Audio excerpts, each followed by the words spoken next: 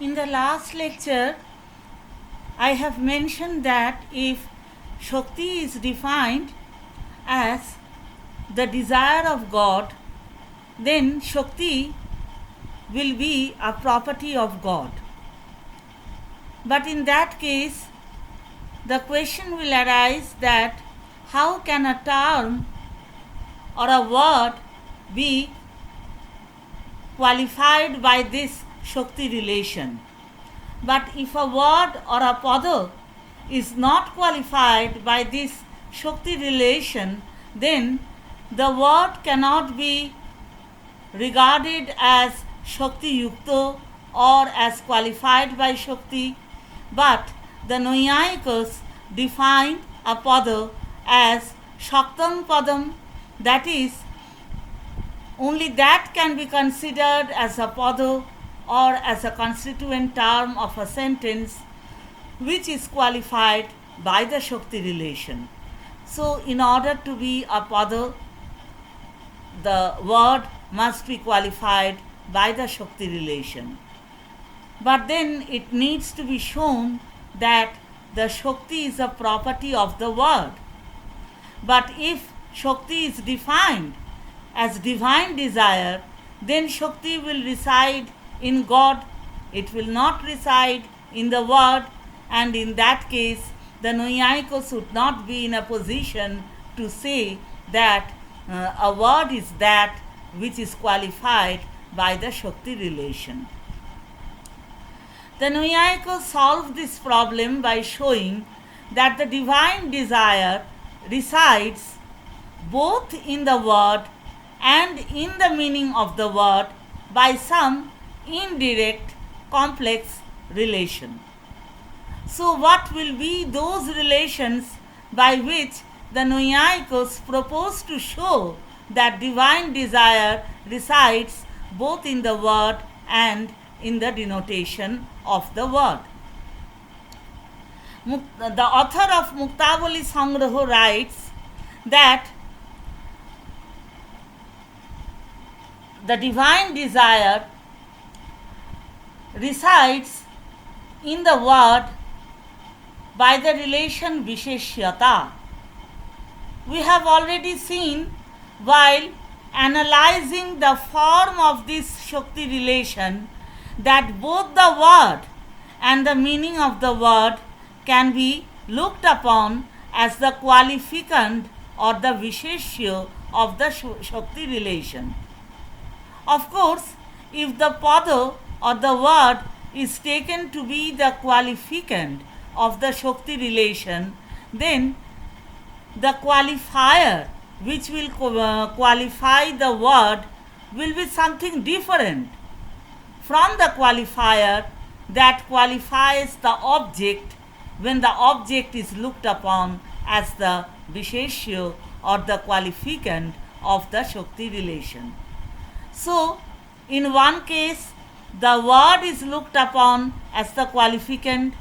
In the other case, the meaning of the word, the object, is looked upon as the qualificand of the Shakti relation. But in these two cases, it is needless to say that the qualifiers will be quite different, because the qualifier that will qualify the word will not be the same as the qualifier or the property which qualifies the meaning of the word. This we have already discussed in the last lecture. So, the word can be the Visheshya or the qualificand of this Shakti relation. So, the word has the property Visheshyata. As we all know that Visheshwata is a kind of Vishayata. Vishayata is a kind of Swarupa Sambandha. A Swarupa Sambandha is not like other relations such as Samavaya or Sangyoga. A Samavaya or a Sangyoga is a relation which is different from its two relata, which resides in both of its relata, but it is different from both the relata. and it is one which resides in both the relator and it is different from its own relator. But a Swarupa Sambandha is either Anuyogi Swarupa or Pratiyogi Swarupa. That is, it is either identical with the locus or it is identical with the counter correlative of the relation. In this case, the Visheshyata resides in Visheshya.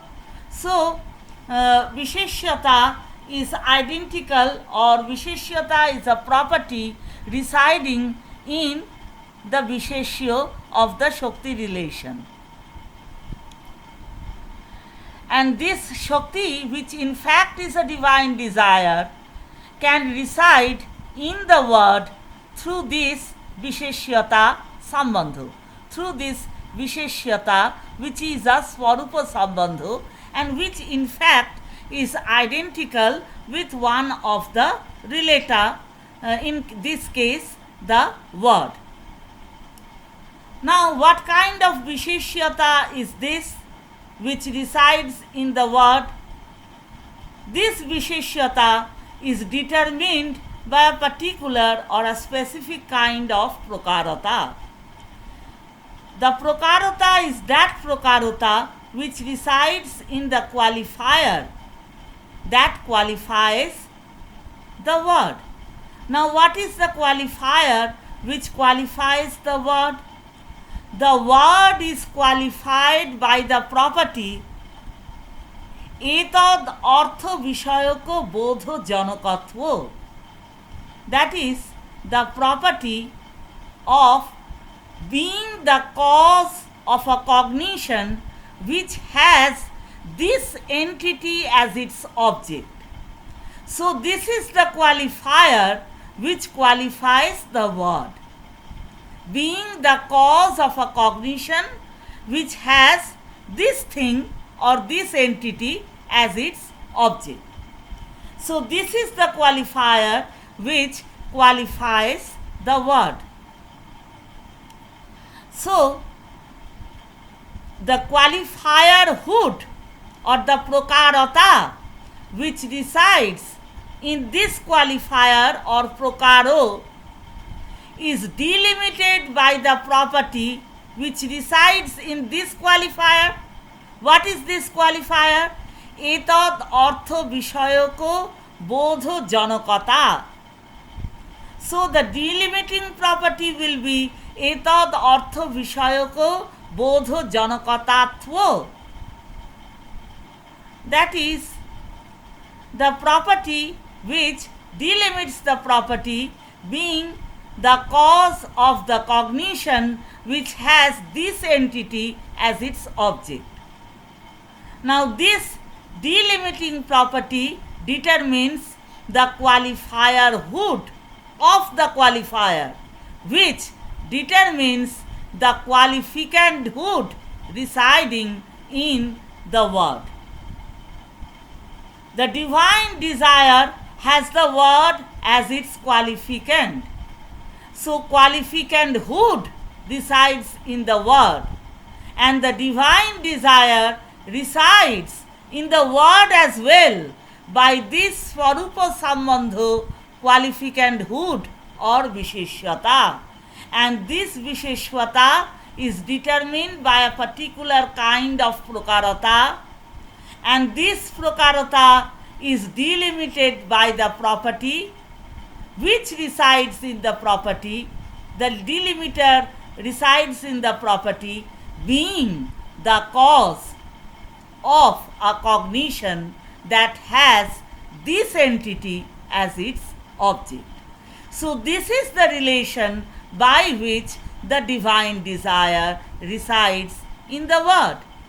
Similarly, it can be shown that the divine desire resides in the object as well. The object also can be looked upon as the Visheshya or the qualificand of the divine desire. But of course, the qualifier by which the object is qualified will be something different. Now, what will be the qualifier in the case of the object, the qualifier in this case will be etat padojyano jonno bodho vishayota. That is, the entity or the object is qualified by the property being the object of a cognition which is caused by this word. So the object or the entity is the object of a cognition which is caused by this word. Etat pada jnana janno bodho vishayata. This property resides in the object. The object has this property. The qualifier has this property. This is the qualifier, in fact. This is the qualifier which qualifies the object when the object is looked upon as the Visheshya or the qualificant of the Shakti relation. So, in this case, the qualificant has the property Visheshyata, the qualificant has qualificanthood, the Visheshya has Visheshyata. This Visheshyata is determined by a specific kind of qualifierhood which resides in the qualifier etat padojnano janno bodho vishayata. Now the qualifierhood or the prakarata residing in the property being the object of a cognition which is caused by this word is delimited by the property which resides in the property being the object of a cognition which is caused by this cognition, which is caused by this word. So the property which delimits this property is the avachedaka or the delimiter, and the prakaro is delimited by this delimiter, and the qualifier delimited by such a property has the specific prakarata or qualifierhood which determines the qualificanthood or visheshyata residing in the object.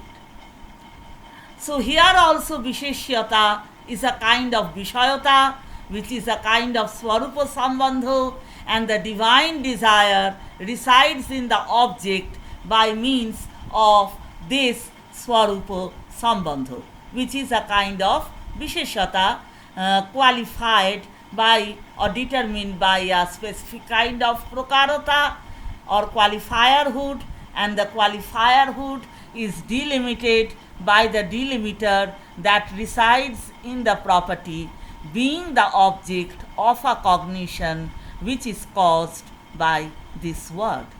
So, by means of these indirect complex relations, it can be shown very easily that the divine desire rests or resides both in the word and in the object or the meaning of the word.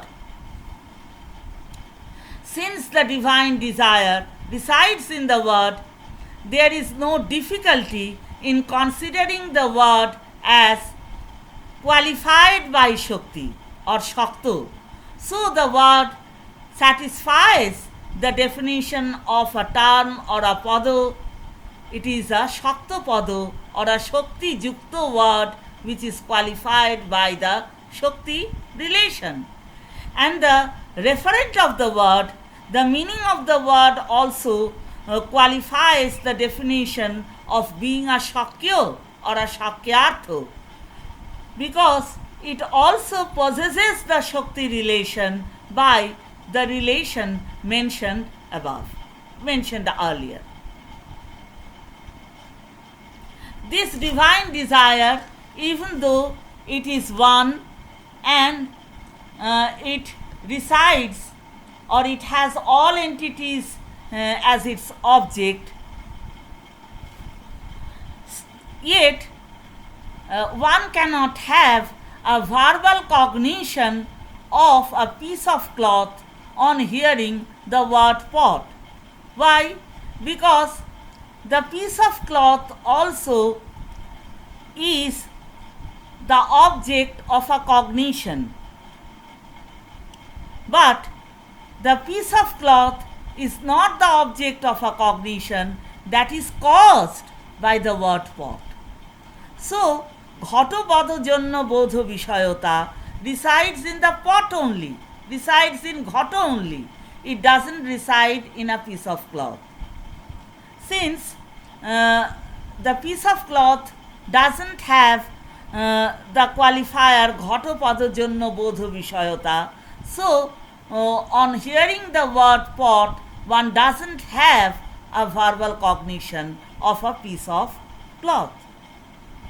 This kind of visheshata or this kind of qualificandhood, which is determined by the prakarata, which resides in the property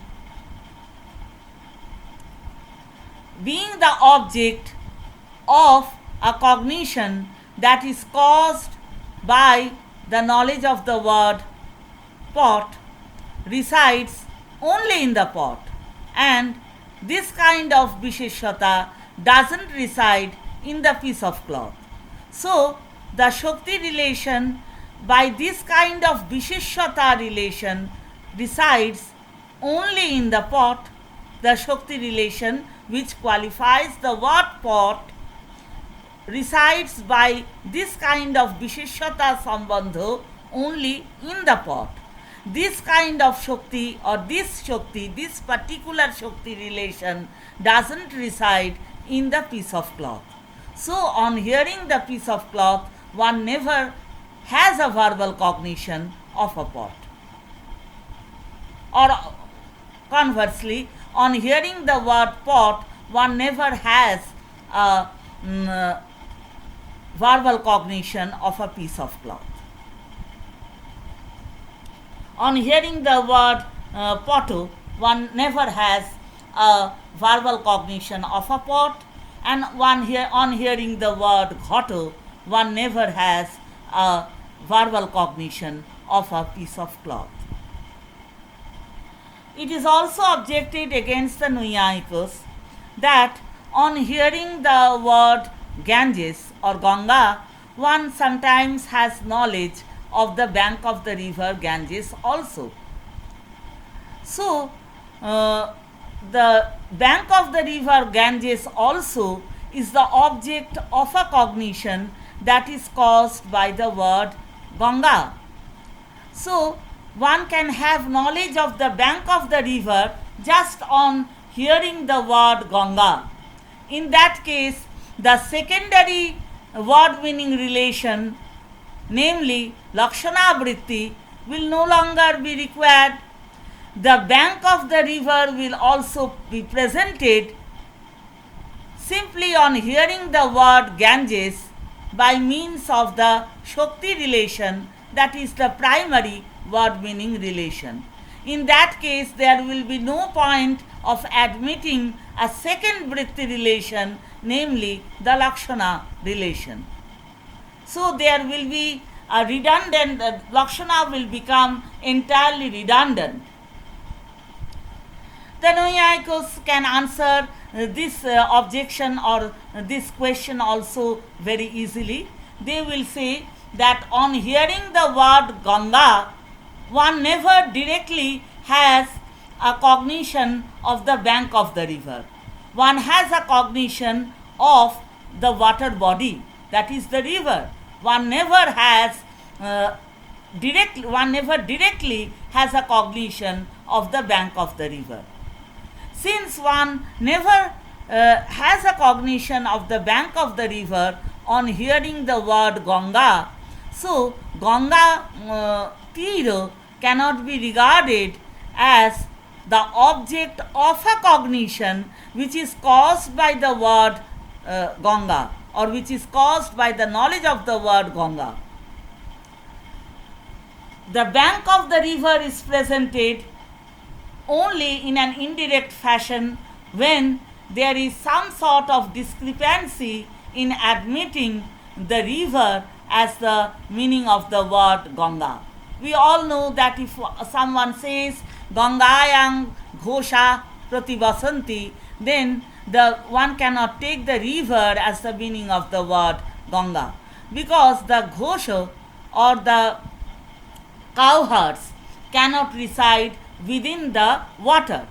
So here the meaning of the sentence cannot be accounted for if the river is taken as the meaning of the word Ganga. And this kind of discrepancy in analyzing the meaning of the word, in analyzing the significance of the sentence, calls for or necessitates the postulation of a secondary word meaning relation, which is Lakshana.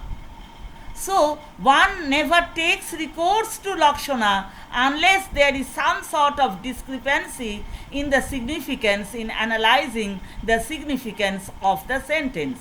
This kind of Tatparjanupapatti is the seed which calls for Lakshana, which introduces the Lakshanika meaning or the secondary meaning in understanding the meaning of a sentence.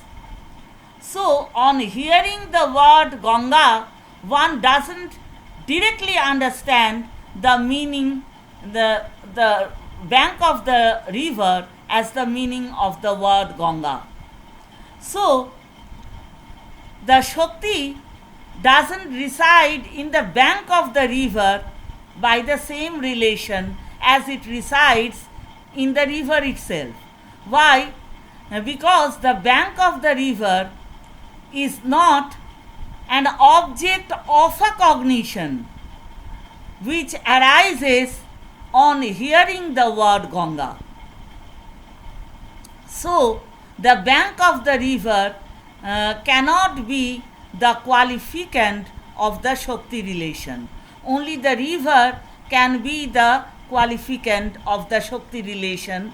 The Shakti relation can reside in the river only by the relation of Visheshata or qualificanthood, which is determined by a specific kind of qualifierhood which is delimited by a delimiter that resides in the river, that resides in the qualifier, being the object of a cognition which is caused by the knowledge of the word Ganga. So, the bank of the river is not the qualificant of the Shakti relation, just as the river is the qualificant of the Shakti relation. So, the Shakti relation cannot reside in the bank of the river by the same relation by which it resides in the water body, in the river. So, the bank of the river is not the Shakartho or the primary meaning of the word Ganga. So, Lakshana is necessary to bring in the bank of the river wherever it is necessary to do so. So, Lakshana Vritti or the secondary word meaning relation is not redundant. Here, the recapitulation of the lesson ends.